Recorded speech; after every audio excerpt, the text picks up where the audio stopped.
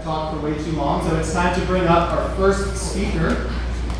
His name is Jack Whitney. He's a senior at Booker T. And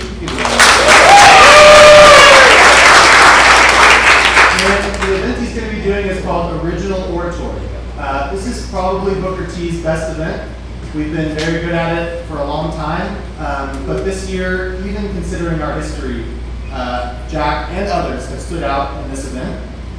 He placed 4th place at the Glenbrooks tournament, which is the largest invitational high school speech and debate tournament in the country. He was a triple state qualifier, meaning he qualified in 3 different events, and he made state finals in 2 of them. And I've had the privilege of spending a lot of time with Jack this year. He is a world-class yapper. And he's an incredibly hard worker and independent hard worker.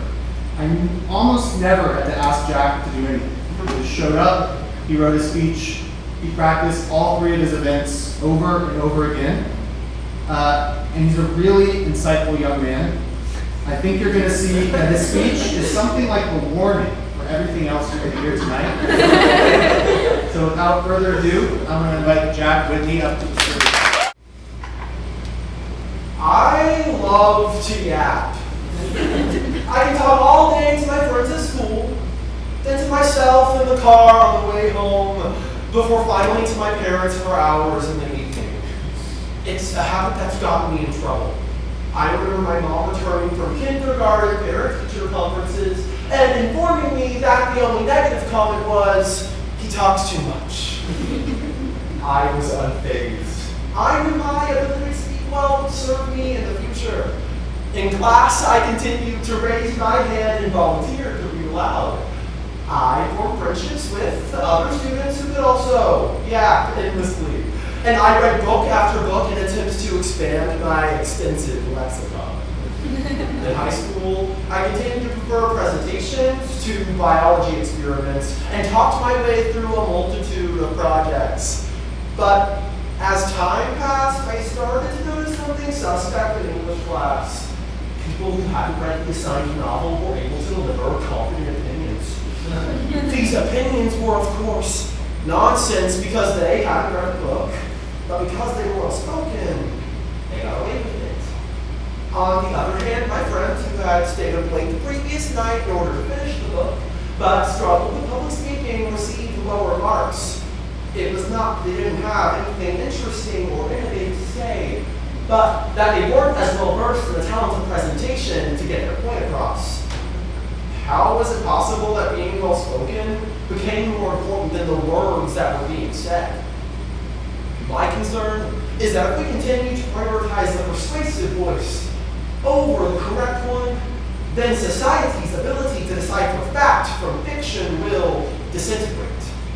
So today, let's chat about our tendency to only respect good speakers, then chew the fat on how this damages our ability to determine credibility, before finally yapping about some solutions we can all implement. Now, I gotta get something off my chest. Actually, I always learn to get off my chest. I do like to talk. Public speaking is notoriously rewarded in schools, and for good reason. It is directly linked to post-academic success and confidence. Neil Mercer with the Washington Post highlights School 21 in East London. They pioneered an Orsi-led curriculum and subsequently received an outstanding Ofsted evaluation, which is British for A+. Sounds like more schools should follow suit, like the funding speech and debate. Well, when a student can express their opinions effectively, they also garner more respect from authority and peers. This idea is perpetuated by a psychological phenomenon known as the halo effect. The halo effect takes place when we let one outstanding personality trait give an overly favorable evaluation of the whole person. When we decide someone is well-spoken, we subconsciously respect them more because we assume they're well-informed. We give them the power to persuade because we believe in what they have to say. The problem with this skill lies in the ethics of the speaker. If this skill is used for good, like to inform or entertain, it can be positive. but it can also be used to present biased arguments and spread misinformation. The best or worst example of this tactic are dictators. After successfully overthrowing a corrupt regime, Fidel Castro delivered his famous 4-hour history will absolve me speech in defense of his ideals. And I thought 10 minutes was long. Well, through his passionate and persuasive words, he led most of Cuba to believe that he would save them from corruption, as he was growing more and more corrupt. When we give automatic trust to an orator just because they're articulate, we are shutting off the part of our brain that actively thinks. We all have people whose words inspire us. These people tend to be role models and represent the things we aspire to be. They can be a parent, a teacher, or in some cases, a politician. Mine is Jimmy Fallon. I wouldn't mind being a talk show host. Well, it's important to have people to believe in, but you cannot let their eloquent speech be the determining factor in your decisions about truth. Because these decisions can change a person's life. On September 27, 2018, Christine Blasey Ford testified that Supreme Court nominee Brett Kavanaugh had sexually assaulted her in high school. With a shaky voice, she sat in front of a panel of senators and told her story. The internet went berserk. Ford's testimony was torn apart by both sides on various social media platforms. But it was not only the accuracy of events that concerned the public. It was also Ford's style of speaking that was critiqued and ridiculed by both news organizations and everyday people. According to The Economist, countless tweets claimed that Ford's vocal fry and little girl voice discounted her credibility, while others labeled her as emotional and a drama queen. It did not matter what Ford had claimed, because the emotional quality of her speech discredited her as a reliable witness to millions of Americans. This widely publicized event is emblematic of what happens every day on a smaller scale, leading us to believe that those who aren't as fluent aren't as educated or intelligent.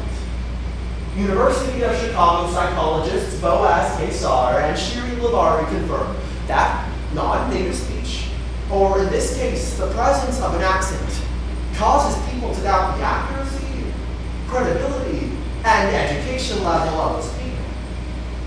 This establishes a systemic barrier to immigrants who are learning a second language. How is it equitable to doubt someone's intelligence based on their ability to publicly speak, when our socioeconomic and cultural backgrounds are the leading influence in the way we talk?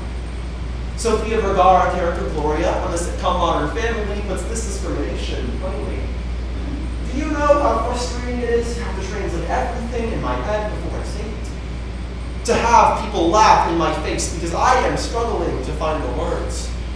Do you know how smart I am in Spanish? We have to understand that delivery isn't everything.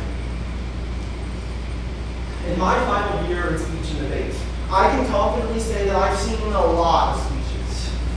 I've watched people use their public speaking skills to make others laugh, cry, to inform, to persuade. Original oratory is the most impactful event in speech and debate because it gives us, the youth, a platform to voice our concerns for the present and for the future. Everyone in this round has written a speech and worked tirelessly to perfect it. We edit individual words to add meaning. We restructure sentences to increase our impact, and we write completely new speeches when our current one isn't working the way we want it to be. We want things to change. The focus of our event, however, seems to have shifted. We've become obsessed with delivery because we believe it's the most important aspect of speech. I fell victim to this.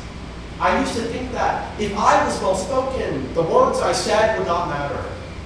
Look, we've all tuned out our fair share of public speaking.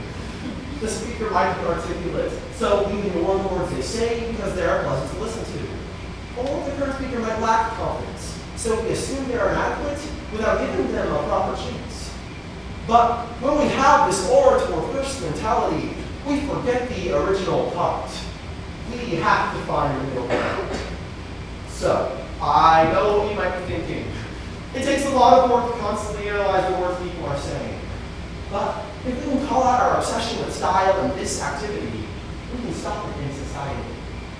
Fellow speakers, when we write our speeches, we must craft them with both style and substance.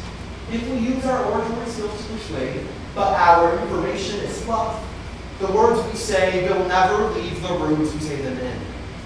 Audience, you cannot trust a speaker's entire speech because they're well spoken. If we actively question the words people are saying, we can simultaneously call out the well-spoken liars and uplift the quiet innovators. People should have to earn our trust through the words they say. And lastly, we need to restructure the way we define the word well-spoken. Merriam-Webster currently defines well-spoken as speaking well, fitly, or courteously, but we need to add accurately to that definition. So, the next time you are wowed by a speaker's spellbinding rhetoric, consider that it might just be words. Words without weight that don't hold up when analyzed too closely. Words that are meant to impress you, but ultimately deceive you into assuming their intelligence. Before we acclimate people for their public speaking, we must ask, was it original, factual, and well together, or were they just yapping?